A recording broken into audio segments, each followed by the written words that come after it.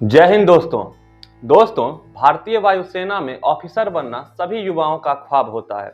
वैसे तो दोस्तों इंडियन आर्मी, इंडियन नेवी और इंडियन एयरफोर्स इनमें सेवा देना यानी कि इनमें सर्विस करना भारत में सभी युवाओं का की पहली इच्छा होती है। लेकिन इनमें कुछ ही युवा सफल हो पाते हैं और खासकर दोस्तों अगर बात की जाए इंडियन एयरफोर्स की, तो इंडियन एयरफोर्स में ऑफिसर बनना सभी युवाओं का सपना जरूर होता है, क्योंकि दोस्तों इंडियन एयरफोर्स इंडिया में रॉयल जॉब के रूप में मानी जाती है। तो आइए दोस्तों देखते हैं कि कैसे आप इंडियन एयरफोर्स में एक ऑफिसर के रूप में काम कर सकते हैं, क्योंकि दोस्तों आप भी जानते ही हैं कि किसी भी सर्विस में ऑफिसर बनना अपने आप में एक रुतबे वाली बात होती है। तो आइए दोस्तों बिना समय को नष्ट किए हुए सीधे आते हैं अपने आज के टॉपिक पे। वैसे दोस्तों आपको बता दें कि इस सीरीज में हम इंडियन एयरफोर्स के साथ साथ भारत में जितने भी अच्छे जॉब हैं, जितने भी अच्छी सर्विस है, उनमें आप ऑफिसर कैसे बनेंगे, इन सब पे एक एक वीडियो इस सीरीज में आएगा, तो आप भी उसे भी आप देख लेना। तो दोस्तों इंडियन एयरफोर्स में जो ऑफिसर बनने के लिए एग्जाम होता है, वो सबसे पहला एग्जाम जो होता है वो इंडियन एयरफोर्स खुद लेता है, जिसका नाम है एफकेट। एफकेट की फुल फॉर्म दोस्तों एयरफोर्स कॉमन एडमिशन टेस्ट होता है। यह एग्जाम ग्रेजुएशन के बाद दिया जाता है। यह एग्जाम ऑनलाइन मोड में होता है। वहीं इस एग्जाम को साल में 2 बार कंडक्ट किया जाता है। आपको दोस्तों बता दें कि इस एग्जाम में मेल और फीमेल दोनों कैंडिडेट बैठ सकते हैं। और इसकी अगर हम कुछ एजुकेशनल डिटेल्स की बात करें तो एफकेट एग्जाम में जब आप इसका फॉर्म फिल करिएगा तो वहां पे आपको चॉइस मांगता है, फ्लाइंग ब्रांच या फिर ग्राउंड। ग्राउंड में भी 2 होता है, टेक्निकल और नॉन टेक्निकल। अगर हम सबसे पहले फ्लाइंग ब्रांच की बात करें तो उसमें आपका ग्रेजुएशन में 60% मार्क्स होना चाहिए। वहीं 12th में मैथ और फिजिक्स में 50% मार्क्स होना चाहिए। वहीं अगर आप बीटेक के स्टूडेंट हैं, आपने बीटेक किया है, तो 60% मार्क्स आपके बीटेक में होना चाहिए और 12th में भी 60% मार्क्स मैथ और फिजिक्स में होनी चाहिए। अगर हम ग्राउंड ड्यूटी की बात करें, यानी कि एफकेट के थ्रू ही जो ग्राउंड ड्यूटी में सर्विस लगती है ऑफिसर के तौर पे, अगर उसमें ग्राउंड ड्यूटी में टेक्निकल ड्यूटी की बात करें तो उसमें आपको बीटेक में 60% होनी चाहिए और 12th में मैथ और फिजिक्स में भी 50% मार्क्स होने चाहिए। वहीं नॉन टेक्निकल यानी कि ग्राउंड ड्यूटी में नॉन टेक्निकल की बात करें तो ग्रेजुएशन में 60% मार्क्स होने चाहिए और 12th में मैथ और फिजिक्स में 50% मार्क्स होने चाहिए।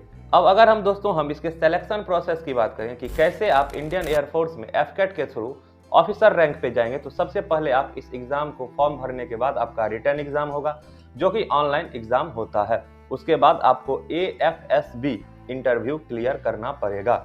ये इंटरव्यू क्लियर करने के बाद आपका मेडिकल लिया जाएगा और मेडिकल एग्जाम जब आप क्लियर कर लीजिएगा तो ऑल इंडिया रैंक पे मेरिट लिस्ट आता है। उसमें अगर आपका नाम आ गया, उसके बाद आप इंडियन एयरफोर्स में ऑफिसर रैंक पे तैनात हो सकते हैं। वहीं अगर हम दूसरे एग्जाम की बात करें, यानी कि वो दूसरा एग्जाम कौन है जिसके थ्रू आप इंडियन एयरफोर्स में ऑफिसर बन सकते हैं, तो दूसरे एग्जाम में CDS आता है। दोस्तों ये भी ग्रेजुएशन लेवल की एग्जाम है, यानी कि जब आप ग्रेजुएशन फाइनल ईयर में रहेंगे या अपियरिंग या आपका ग्रेजुएशन हो चुका है, उसके बाद आप CDS एग्जाम दे सकते हैं। CDS एग्जाम का जो फुल फॉर्म है दोस्तों, इसका फुल फॉर्म है कंबाइंड डिफेंस सर्विस। इसे UPSC द्वारा लिया जाता है और साल में CDS की एग्जाम 2 बार ली जाती है UPSC द्वारा। इसमें कैंडिडेट का उम्र एवरेज 20 से 24 साल के बीच होनी चाहिए। स्टूडेंट ग्रेजुएट होना चाहिए और 10+2 में PCM का स्टूडेंट होना चाहिए। जी हाँ दोस्तों, ये भी देखा जाता है अगर आप CDS फॉर्म फिल कर रहे हैं और उसमें आपकी इच्छा है एयरफोर्स में ऑफिसर बनने की, तो आपका 12th में PCM होना चाहिए और ग्रेजुएट आप हों।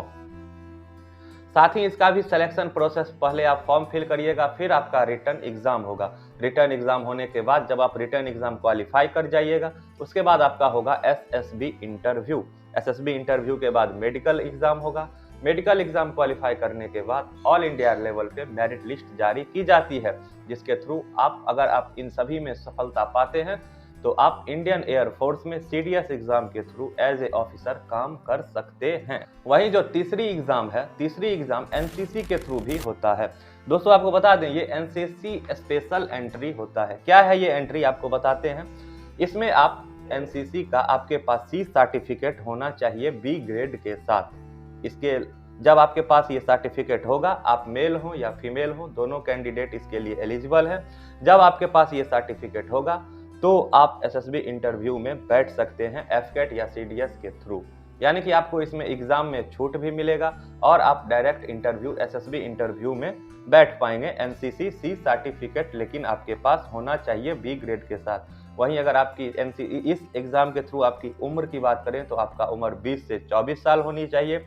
आप 12th में मैथ और फिजिक्स लिए हुए हों और मैथ और फिजिक्स में मार्क्स 60% होने चाहिए। वहीं ग्रेजुएशन की डिग्री भी आपके पास हो और ग्रेजुएशन में 60% मार्क्स आपका होना चाहिए, तभी आप इसके लिए एलिजिबल होंगे इंडियन एयरफोर्स में ऑफिसर बनने के लिए। वहीं दोस्तों जो इसमें चौथा एग्जाम है यानी कि जो सबसे प्रीमियम एग्जाम भी इसे माना जाता है, ये एग्जाम उस समय होता है जब बहुत से युवा समझ ही नहीं पाते हैं। यानी कि एक तरह से समझिए दोस्तों उस एज में आदमी बचपना ही रहता है, लेकिन ये काफी और इस एज में इस एग्जाम को अगर आप क्वालिफाई करते हैं तो आपके हाथ में वो पावर दी जाती है जो आप सोच भी नहीं सकते हैं। इस एग्जाम का नाम है दोस्तों, आप जानते भी होंगे, एनडीए यानी कि नेशनल डिफेंस एकेडमी, जो कि पूना में खड़गवासला में है। उसकी एंट्रेंस एग्जाम होती है जो 12th लेवल पे ही होती है। अगर आप 12th अपियरिंग में भी हैं तो आप इस एग्जाम को दे सकते हैं।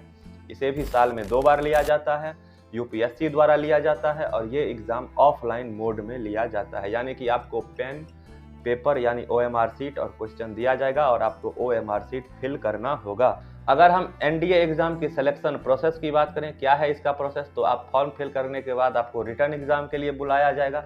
रिटर्न एग्जाम अगर आप क्वालिफाई करते हैं तो आपका एसएसबी इंटरव्यू होगा। एसएसबी इंटरव्यू के बाद आपका मेडिकल एग्जाम होगा और मेडिकल के बाद ऑल इंडिया लेवल पे मेरिट लिस्ट जारी की जाएगी। अगर आप इन सारे क्राइटेरिया को पूरा करते हैं, आप इन सभी एग्जामों में उत्तीर्ण होते हैं तो आप इंडियन एयरफोर्स में एज ए ऑफिसर बन सकते हैं।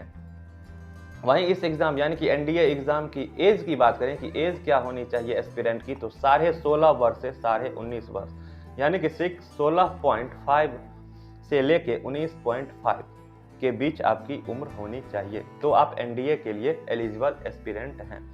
तो दोस्तों अब आप हमें ये बताना कि आप क्या इंडियन एयरफोर्स में ऑफिसर बनना चाहते हैं, और अगर आप ऑफिसर बनना चाहते हैं तो आप अभी किस क्लास में हैं, क्या आपने ग्रेजुएशन कर लिया है या अभी आप 12th में ही हैं, और आप किस एग्जाम के थ्रू इंडियन एयरफोर्स में ऑफिसर बनने की इच्छा रखते हैं, ये हमें आप कमेंट में जरूर बताना।